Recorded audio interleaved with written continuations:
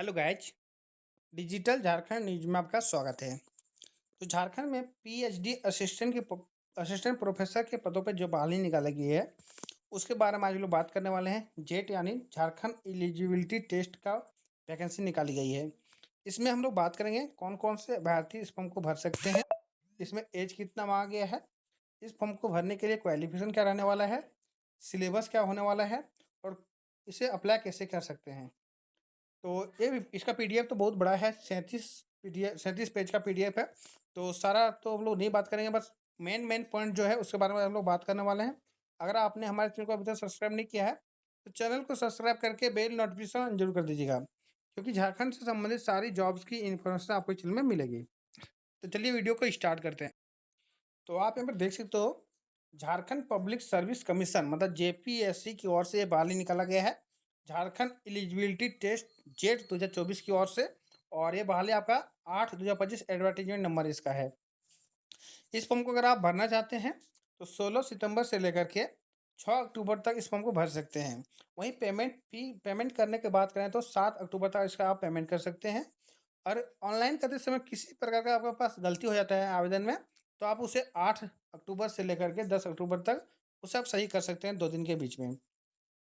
आइए हम लोग जानते हैं इसका मोड ऑफ एग्जामिनेशन के बारे में। सबसे पहले कि इसका एग्जाम कैसे लिया जाएगा, तो आपको बताया गया है कि the exam shall be conduct OMR mode, मतलब आपका एग्जाम जो होगा OMR के मोड के अनुसार होगा।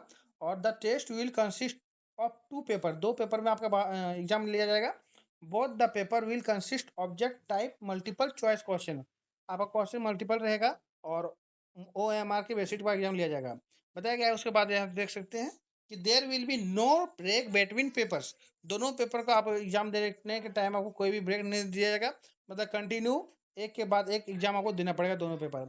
देख सकते हो पहला पेपर में आपका 50 क्वेश्चन होने वाला है जिसमें 100 मार्क्स का रहेगा, और दूसरा पेपर आपका 100 क्वेश्चन रहने वाला है जिसमें 200 अंक रहेगा, मतलब एक क्वेश्चन में आपका 2 नंबर दिया जा रहा है। वहीं टाइमिंग की बात करें, टोटल आपको 3 घंटा टाइम दिया जा रहा है दोनों एग्जाम देने के लिए। और कौन कौन से क्वेश्चन इसमें पूछा जाएगा, तो एमसीक्यू का क्वेश्चन रहेगा दोनों पेपर में आपका। और सिलेबस की बात करें तो इसमें आपको eligibility, reasoning, math, reading comprehension, इस प्रकार का जनरल अवेयरनेस वगैरह इसमें पूछा जाएगा। और ये आपका 50 क्वेश्चन रहेगा इससे रिलेटेड। वही बात करते हैं 100 क्वेश्चन की, तो आपका जिस प्रकार का जिसके लिए मतलब कौन जो सब्जेक्ट आप चूज कीजिएगा तो उस सब्जेक्ट के अनुसार आपको 100 क्वेश्चन पूछा जाएगा। उसके बाद आगे बात करते हैं इस फॉर्म को अगर भरते हैं तो उसका एप्लीकेशन फ़ी कितना रहने वाला है। तो उसका फ़ी जनरल के लिए 575 रुपया है, BC1 BC2 के लिए 300 रुपया, SC ST PWBD के लिए 150 रुपया लगेगा इस फॉर्म को भरने के लिए। और आपको ऑनलाइन के द्वारा पेमेंट करना पड़ेगा। कोई भी कार्ड देख सकते हो यहाँ बताया गया है, इस पेमेंट आपका ऑनलाइन के द्वारा होगा। और उसके बाद आगे बात करते हैं एलिजिबिलिटी की। तो इसका जो एलिजिबिलिटी टेस्ट जो लिया जाएगा, सिलेबस क्या रहने वाला है इसका। तो एग्ज़ाम जो आपका होता है झारखंड की ओर से जेट का, और जेट का जो एग्ज़ाम होने वाला है आपका वो UGC net CSIR UGC net का जो सिलेबस होता है उसके अनुसार इसमें आपका सिलेबस रहेगा। पोस्ट ग्रेजुएट लेवल का आपका इसमें सिलेबस रहेगा एग्जाम में जो पूछा जाएगा उसका। उसका मीडियम ऑफ क्वेश्चंस पेपर, मतलब क्वेश्चन पेपर कौन से लैंग्वेज में रहने वाला है, तो इसमें क्वेश्चन पेपर आपका इंग्लिश और हिंदी दोनों रहने वाला है। जो लैंग्वेज आपको कंफर्टेबल लगेगा उस लैंग्वेज में आप इसमें एग्जाम दे सकते हैं। साथ में बताया गया है कि मार्किंग ऑफ स्कीम, मतलब इसमें जो एग्जाम का मार्क्स रहने वाला है, अगर आप इसमें एग्जाम देते हैं तो आपका मार्क्स किस प्रकार का मिलेगा। तो एक क्वेश्चन के लिए 2 मार्क्स होने वाला है। वहीं बात करते हैं एक क्वेश्चन को आप सही करते हैं तो 2 मार्क्स मिलेगा, और गलत करते हैं तो कोई भी नेगेटिव मार्किंग नहीं है। देख सकते हो there is no negative marking for incorrect response, कोई भी आप कितना भी क्वेश्चन गलत कर लीजिए कोई भी नेगेटिव मार्किंग नहीं है। इसलिए 150 क्वेश्चन का एग्जाम होने वाला है 300 नंबर का। तो टोटल क्वेश्चन आपको टिक करके आना है, अटेम्प्ट करके आना है। तो हो सकता है गलती से भी 2-4 को सही हो जाए, एक भी क्वेश्चन आपको छोड़ना नहीं है। वहीं बात कर लेते हैं हम लोग एलिजिबिलिटी क्राइटेरिया की, कि कौन-कौन से अभ्यर्थी इस फॉर्म को भर सकता है और क्वालिफिकेशन क्या माँगे हैं।